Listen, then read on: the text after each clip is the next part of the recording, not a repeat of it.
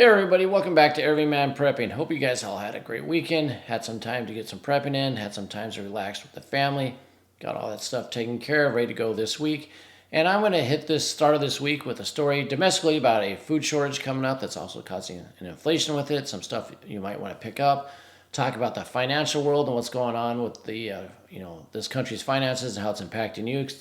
Love to keep track of that because it's very important what's going on, because that's going to impact your wallet, which is going to impact your prepping and other things, and also how the normies react to, the death of the dollar. Then, of course, we're going to switch to Israel, what's going on with them and Hamas, the current status of the hostages, what's going on in other parts with Turkey, Ukraine, and other things. Then we'll hit some quick real news at the end of my with my bookmarks and see what some of the most recent news is. But let's get started here really quick. And we're going to start here talking about candy. And you're going to wonder, why is candy important for prepping? Well, it really isn't. The only time you really want some is, normalcy. Especially if you have children. The lights are out. It's cold. It's winter. You're doing your stuff to keep the family, surviving with your preps. Well, if you have a little bit of candy, give it to the kids on the side, even for yourself. A little bit of, sweetness, a little burst of energy, a little sugar, a little happiness. Gets them off you, gets them, settled and happy. You can concentrate on what you're doing. Everybody's a little happier. So yeah, you might want to prep some candy. But that's not what I want to put out really for this article here. What I want to point out is that the spike in prices of sugar. It says poor sugar and cocoa harvest in Mexico and India due to weather and all that has caused 13% hike this month, 14th last, and candy. Like I said, not that important. I'd pick up some candy, have your favorites, put it away. But I want to get more into is this. Global sugar prices have surged to 12-year highs due to experienced dry weather and whatever else is happening, El Nino. But you need sugar. Sugar is a forever food. You buy it, you store it. You don't need to put it with oxygen absorbers. In fact, you don't want to, because it'll turn into a solid brick. Just store it in its original container. You can put it in Mylar in a bucket to keep it away from insects and rodents and stuff. But that's all you have to do. It will last forever. That's all you have to do. And what do you need sugar for? Well, obviously sweet things. You want to make some sweet breads. You want to make some cookies. You want to make that birthday cupcake thing. Even in bad times, if you can do that, have some normalcy, it'll do wonders for people's morale. Plus, you can sweeten up foods. If you're eating that squirrel and that raccoon or whatever, because that's what you have, maybe you need to make yourself a sweet glaze to kind of make it taste better. Like I said, it's a great barter item. Trade it to your neighbors. Give it to your neighbors. Build community. Whatever. Get some sugar now. Lasts forever. You'll use it. It's not like you're going to buy this and not use it. Everybody uses sugar throughout the day. If nothing happens, we go to Utopia. You have sugar, no big deal. You bought it when it's cheaper. So my suggestion is get some sugar. So that's my story for that. Let's switch to financial markets really quick. As we do that, thanks for everybody that's been liking the video. So please hit that like button now. If you have a chance, just go down there and hit it. Share the video, comment, subscribe to the channel, ring that bell. All that great stuff. Really appreciate how we've grown recently. And welcome to all the new members as well. So here we have how many Japanese yen to the dollar. And when it was over 150, I told you Bank of Japan doesn't like that, and they usually have to sell tons of U.S. Treasuries to get yen to make the yen more valuable, to bring this back down. Well, just since this weekend, they've got it down under 150. It's down to 149, and they probably sold a ton of Treasuries. And we kind of know that because when they do that, the yield on the Treasuries go up. And we kind of see that as we go up here. Let's go to the 2-year, spiking up to 5.05. We see the 10-year at 4.892. It's spiking up. Now remember, when the 10-year is more valuable than the 2-year, the 10-2-year spread, when that gets positive territory, that's when that inflation. That's when that recession is going to hit in about a month or so. I'm going to think it's about a month. And we're close. We are at 5.05, 4.892. What's that, about 15 basis points or so? We're getting close. We're getting close to that 0 point. And so we definitely want to keep an eye on this. I love watching this. I'll make sure you guys are informed, because when you hit that 0 mark, economic woes are going to happen, and they're going to happen fast. Going up from there, we see silver having a great day. If you're a stacker, you're happy today. It's going up. Of course, you're not going to be really happy till it hits like $30 or $40 an ounce, but hey, it's up today. You would think gold would be up today, but it is not. Gold is down. Makes no sense. I think the bankers are beating it down as usual. But maybe a chance to pick up some at sub $2,000 spot price if you're looking to stack some more gold. Not financial advice, of course. Got to put that out there. This is a strange thing. This is West Texas crude oil. As you can see, we're dropping today.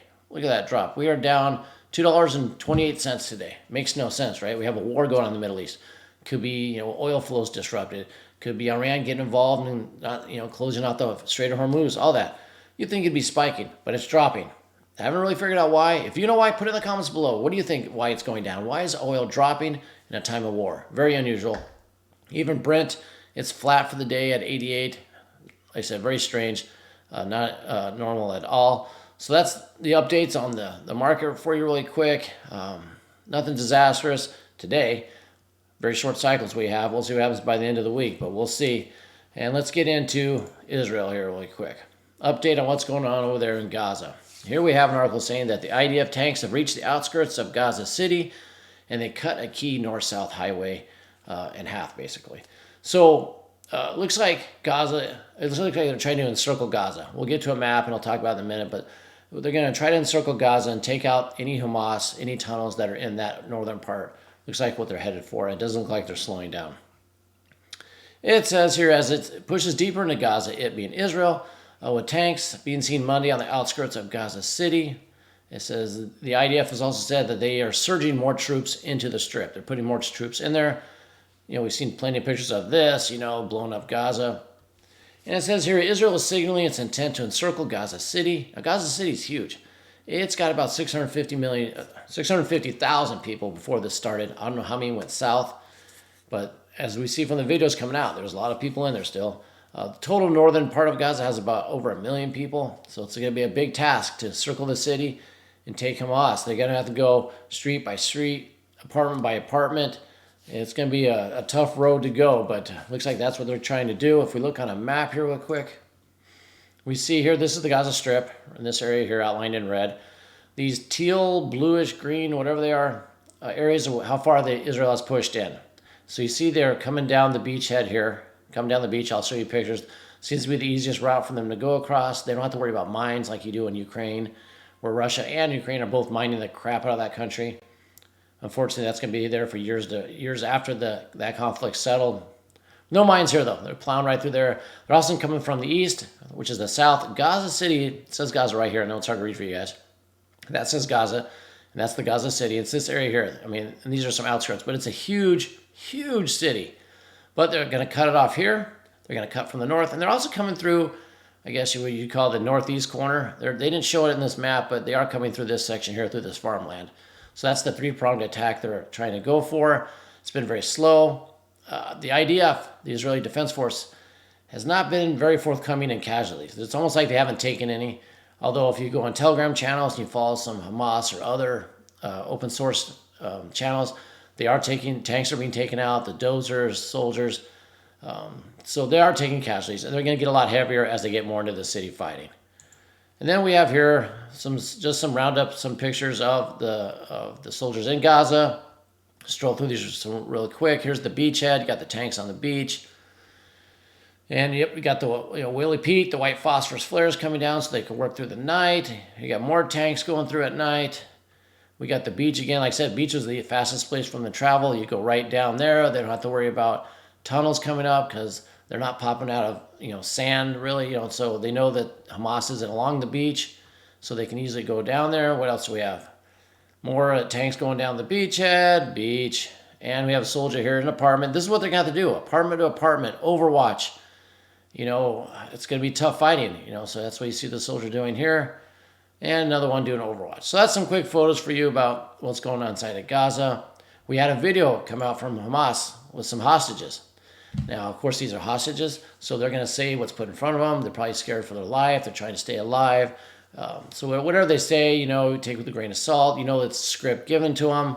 Here they're claiming that, no one came for us. You promised to get us out of here, but we're still in captivity. This means that you want us dead, basically. Of course, that's not true. That's what Israel's doing. But Hamas says, "Hey, let's do a ceasefire, and we'll talk about this." Israel says, "No, just give us all these hostages first, and then we could talk about that."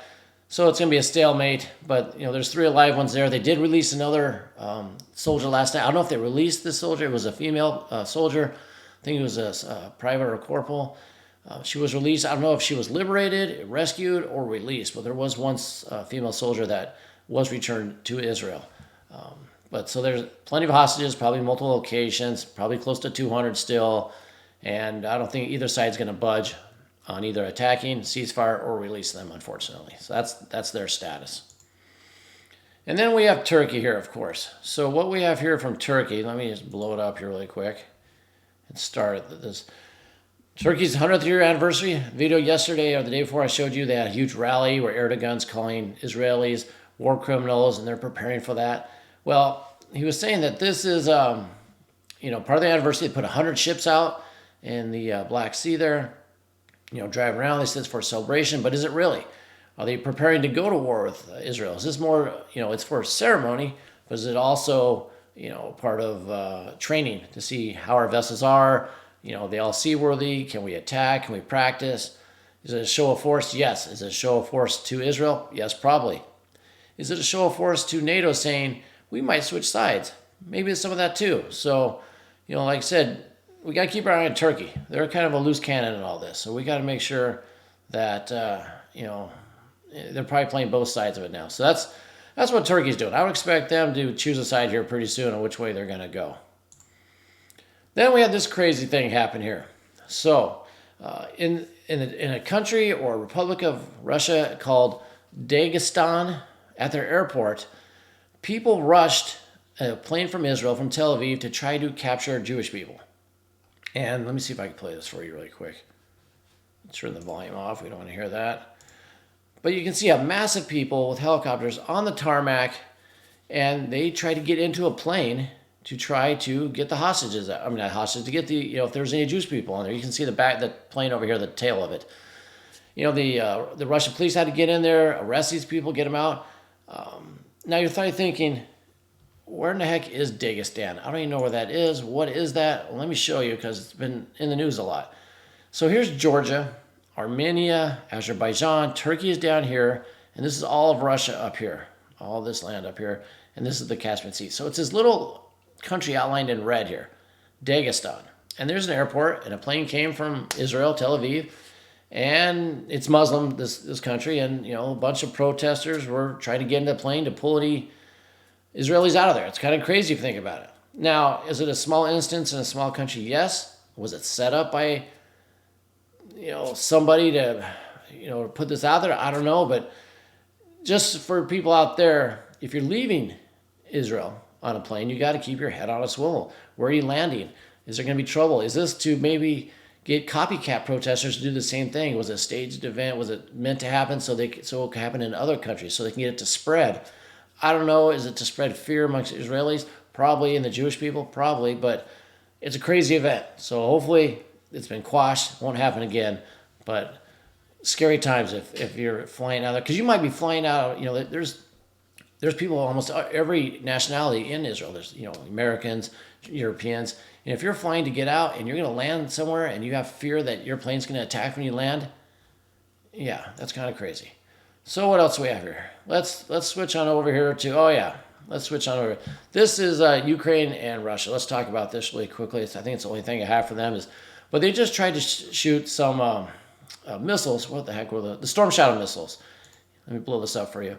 At a ammo dump in Sevastopol over here in Crimea. And you can see the blue lines. That's where the rockets came from. Supposedly there was 8 rockets that were shot. Russia said they downed them all. The Storm Shadows have been doing some great damage before. But, they said they shot them all down. So, Ukraine's trying to stay relevant, trying to stay out there. As I said, there's still lots of death going on there. Lots of people dying.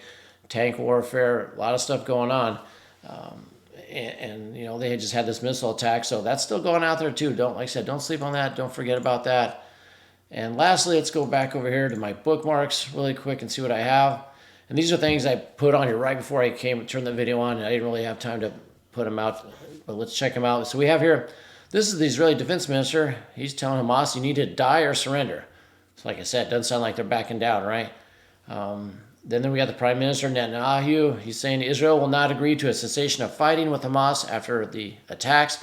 So like I said, no ceasefire. They're going in there now strong. Losing a lot of world support. You've seen the protest out there. People, thousands, hundreds of thousands of people protesting all over the world. Pro-Palestinian, anti-Israel, all that stuff.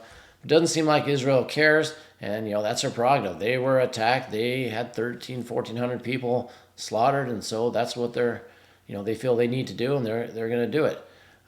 Real quickly here, we have some Hamas showing off their tunnels. So what do we have here? We have, this. Now this does look like it might be something which on the beach or just dirt, but you can see the tunnels they have there. Here's one of their soldiers going underground. You can see it's soldier, it's man height there, but it looks pretty well formed. This one you got a vehicle driving through. Doesn't seem as well formed, but it seems like it might be holding up. But they're driving vehicles under these tunnels. So if you can move vehicles with have weapons, arms, missiles on them, that's gonna be tough for Israel to deal with. And this one looks like it's pretty deep. I don't know how deep these tunnels go, but they seem like they might be pretty well fortified. And you're gonna have to use bunker busters on these. Like I said, at one point do you run out of bunker busters? And then finally, let's see. Last night, let's talk about this. There's this archway in Jenin, Jenin, Jenin. Anyway, it's in the West Bank. It's been having more and more Israeli attacks going in there. There's there was a rumor of a airstrike going in there, which haven't happened in 20 years. But this is the archway. Let me blow it up. This is the archway into Jenin, and it's a great symbol for Palestinians. It symbolizes that's their area. It's very symbolic. Well, Israel decided to tear it down last night. So that's probably not going to go over well. It's probably going to install a lot of anger, frustration, probably further attacks in the West Bank. Not sure why they did that. And then let's see. I don't know what those are, but let me see. Here's the bulldozer actually. Here we go. Here you see actually him taking down the entrance, the archway entrance, bulldozing it down, tearing it down. Like I said, I don't know if it was just, they said they wanted to destroy, and here's another picture, destroying the arch before and after. I don't know if it's just, Israel going in there and saying we're destroying any remnant of pride or Hamas or anything that you guys had. We told you we're going to eliminate it all, and that's what they're doing. This could backfire. This could, anger them enough to bring in more people to fight on the side of Hamas. I don't know. And there's that map we already talked about. So that's all I have for you today. Hopefully, you got some out of this, kind of up to date on where we are at the war. As we get more stuff, I'll put out some posts on X or on the community pages here for anything that happens out. Let's see, as of the time of this, what time is it right now? It's 9 p.m. at night over there. It's usually when they ramp up airstrikes and night activities. So if there's anything that comes up, I'll put it out there. Like I said earlier, thank you so much for watching, liking, all that stuff. If you have any other comments, please put them down below. And go out there and get yourself some sugar. Put it away. It'll last forever. You'll thank me later. And until next time, keep your ear to the ground and head on a swivel.